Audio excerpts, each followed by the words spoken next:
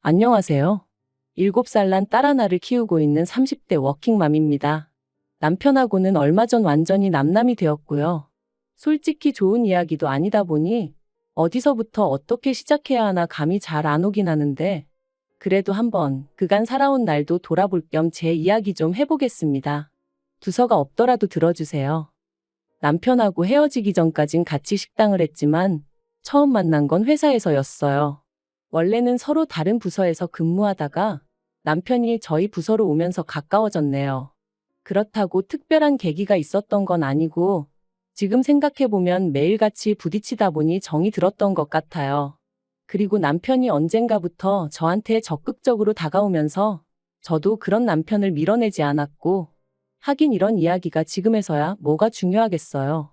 아무튼 그렇게 연애를 시작하고 1년 만에 결혼 이야기까지 오가기 시작했습니다. 양가 부모님 모두 어차피 결혼할 거면 뭐하러 시간 끄냐 하셔서 서두른 감도 없잖아 있었죠. 그래서 지금도 저희 친정 부모님이 그 부분에 있어서는 저한테 참으로 미안하다 하세요. 생각해보면 여자 나이 31가 그렇게 많은 것도 아니었는데 괜히 당신들이 설레발을 쳐서는 제가 이렇게 이혼녀 딱지를 달게 된 건 아닌지 모르겠다 하시면서 말이죠.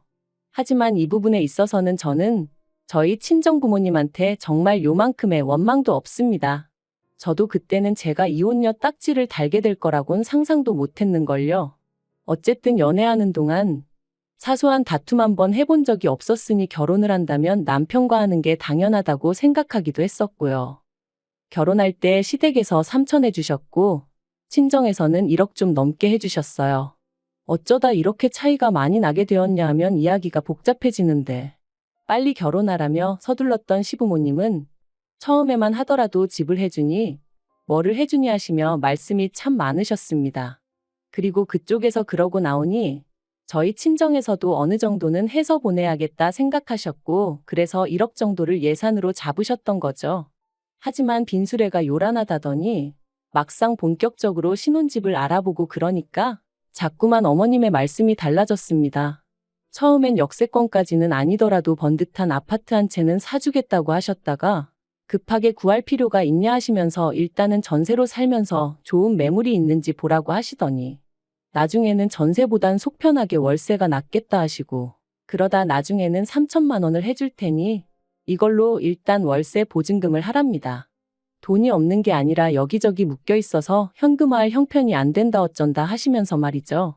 그리고 물론 시부모님 재산인 만큼 제가 이러쿵저러쿵 할 것은 못 되었지만 그래도 기대와 실망이 반복되니 나중엔 그냥 시부모님 입에서 집 얘기가 나오는 그 자체가 짜증이 나더라고요.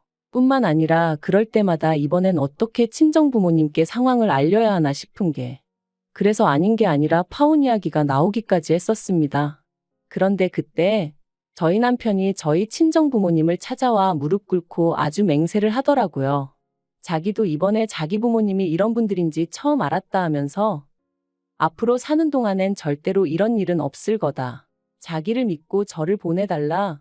남부럽지 않게 살게 해줄 거다. 그리고 저희 친정아버지 말씀이 그 당시에는 그래도 저희 남편 눈에서 불타오르는 열정과 진심 뭐 그런 걸 보셨답니다. 물론 지금은 당신이 뭐에 홀렸던 것 같다 하시지만요. 그래도 결국 우여곡절 끝에 저희는 결혼을 하게 되었고 그렇게 시댁에서는 삼촌 친정에서 1억을 지원받았습니다. 그래도 저희 시부모님 특히나 어머님 어찌나 의기양양하시던지 계속 하시는 말씀이 없어서 안 해주는 게 아니라 상황이 안 따라주는 거라면서 말이죠.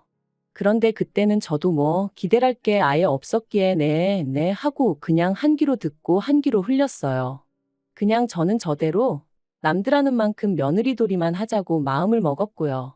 그러다 제가 결혼한 지 3년 만에 어머님한테 아주 질려버리게 된 일이 있었으니 그건 바로 저희 친정아버지가 저에게 출산 선물로 차를 사주셨을 때였습니다. 친정아버지께서 애가 태어나면 어쨌든 집에 큰 차 한 대는 있어야 한다 하시면서 차를 한 대 사주겠다 하셨거든요. 그리고 저는 처음엔 정말 극구사양했습니다. 이미 저나 남편이나 각자 끌고 다니던 차가 있기도 했고 차를 사더라도 저희 능력으로 사야지 친정 부모님한테 손을 벌릴 수는 없다고 생각했죠. 하지만 친정 부모님께선 마침 가게 일도 술술 잘 풀리고 있는 만큼 이 정도는 해줄 수 있다 하시며 거절하지 말라셨습니다. 이런 것도 능력될 때 해주는 거지.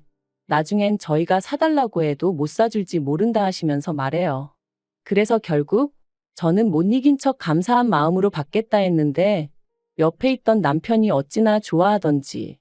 그리고는 말하기를 제가 아이 낳고 육아휴직에 들어가면 사실 운전할 일이 많이 없을 거 아니냐면서 그러면 자기가 종종 끌어도 되겠냐고 묻더라고요. 그래서 그럼 당신 차는 어쩌고 했더니 내 차는 처제주면 되잖아 그러는데 나름대로 그것도 방법이겠다 싶었어요. 그래서 좋은 게 좋은 거다 싶어. 남편도 그렇고 저도 그렇고 저희 친정 부모님도 그렇고 새 차의 주인이 누구냐에 대해선 크게 개의치 않기로 했죠. 그런데 정작 어머님께선 남편 차를 어떻게 처리할지를 두고 어떻게 당신과 상의 한마디 하는 사람이 없냐며 크게 화를 내셨습니다.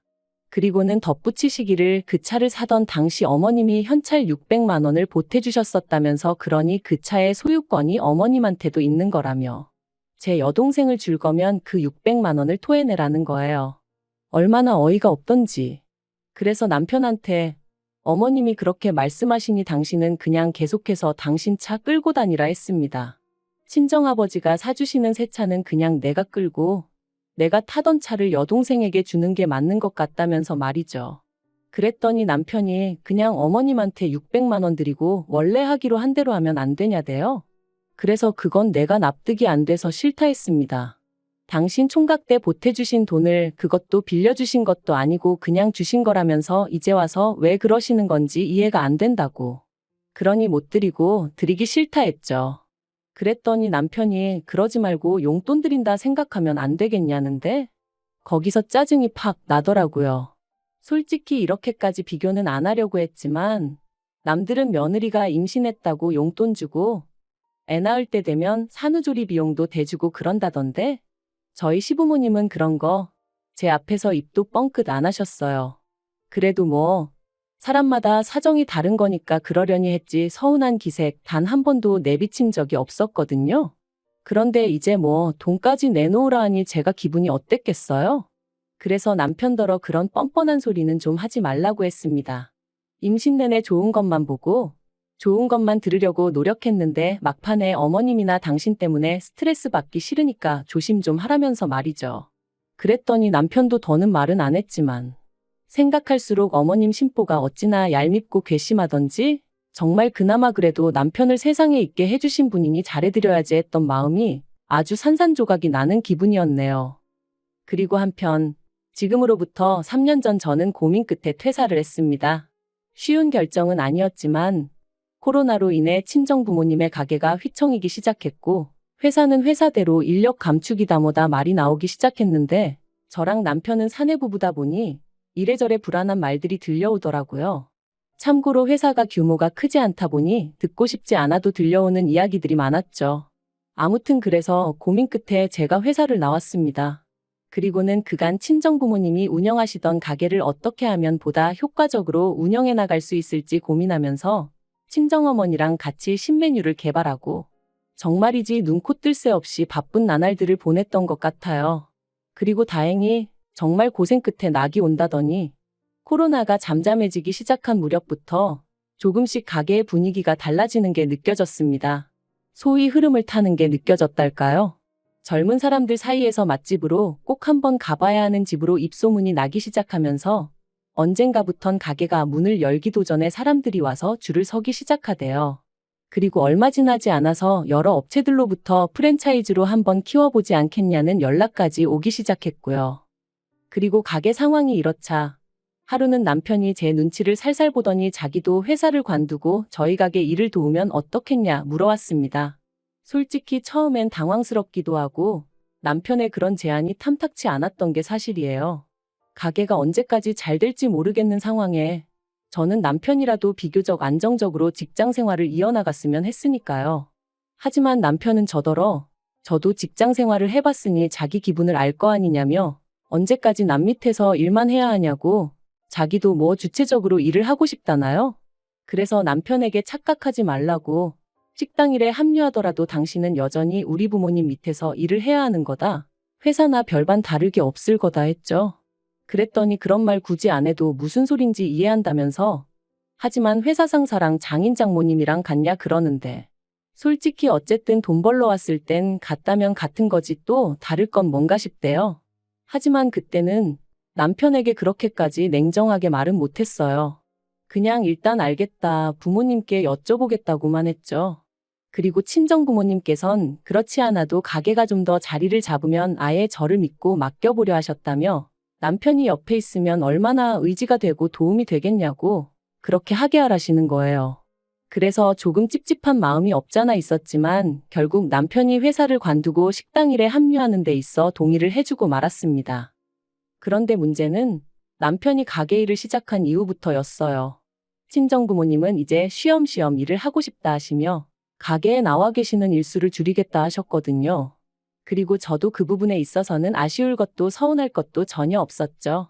오히려 잘 됐다고, 잘 생각하셨다고 했으니까요.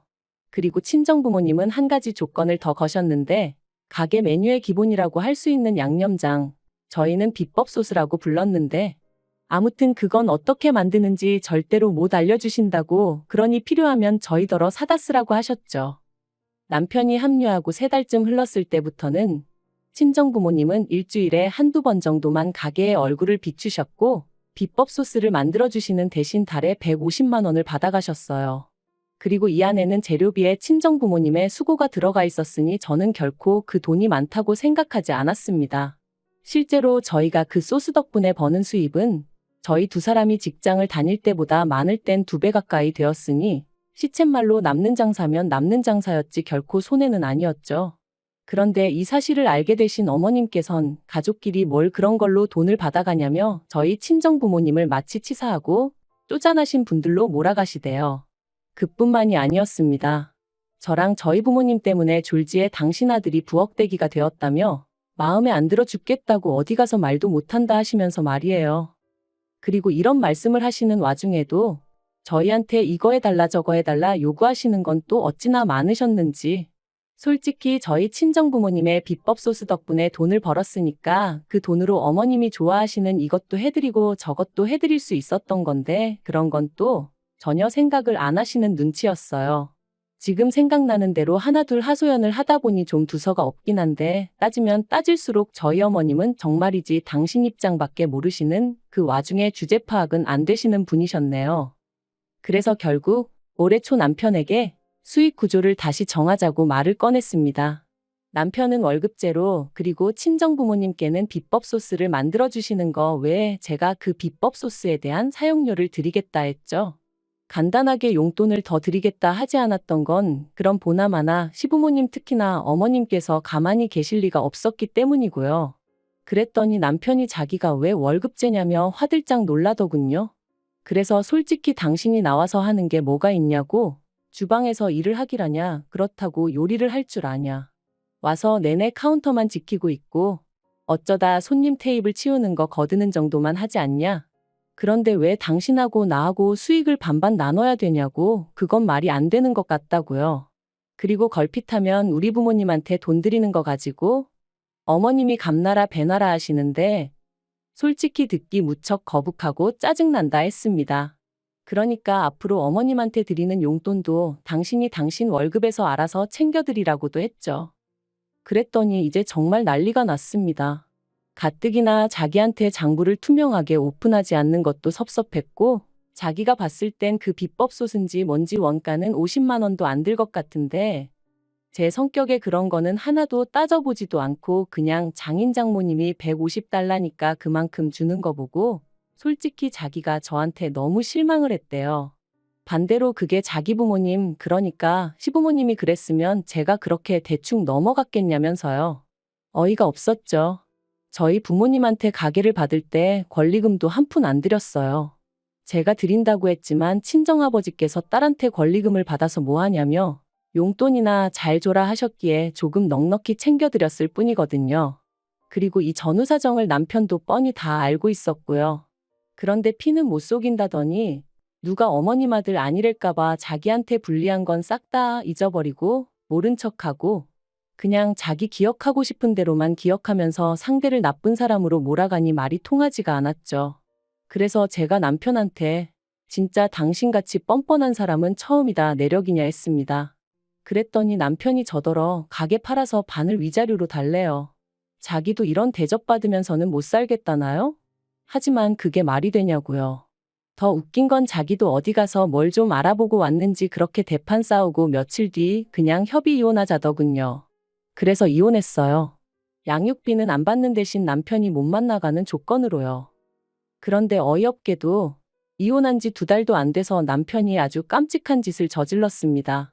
바로 저희 가게에서 신호등 하나만 건너면 되는 곳에 식당을 차렸거든요. 메뉴도 거의 똑같게 해서 말해요. 황당하고 어이없어 찾아가니 남편하고 어머님 둘이서 장사하고 있던데 손님은커녕 개미새끼 한 마리 없는 게 보기 딱해서 하마터면 제가 한 그릇 팔아줄 뻔했네요. 하지만 진짜 어처구니가 없었던 건 그 이후로 얼마나 지났을까? 모르는 번호로 연락이 와서 별 생각 없이 받았더니 남편이었는데 한참을 뜸을 들이다 기껏 한다는 소리가 그 비법 소스 좀 자기한테 팔아달랍니다. 장사가 너무 안 돼서 죽겠다며 옛날 정을 생각해서라도 좀 팔아달래요. 듣는데 미쳤나 싶었죠. 옛날 정은 무슨. 너도 니네 엄마랑 머리 맞대고 죽기 살기로 연구를 해보라고 했습니다. 그리고 네가 망하든 말든 나는 관심 하나도 없으니까 괜히 나한테 전화해서 앓는 소리도 하지 말라고 했어요. 그런 거 한번 듣고 나면 힘 빠지고 괜히 하루 종일 재수 없다고요. 그러니까 저더러 지독한 여편내라길래 칭찬 고맙다 하고 전화 끊어버렸습니다. 그 나이 먹도록 아직도 세상사가 자기 뜻대로 풀리는 게 아니라는 걸 모르는 건지 한심할 뿐이에요.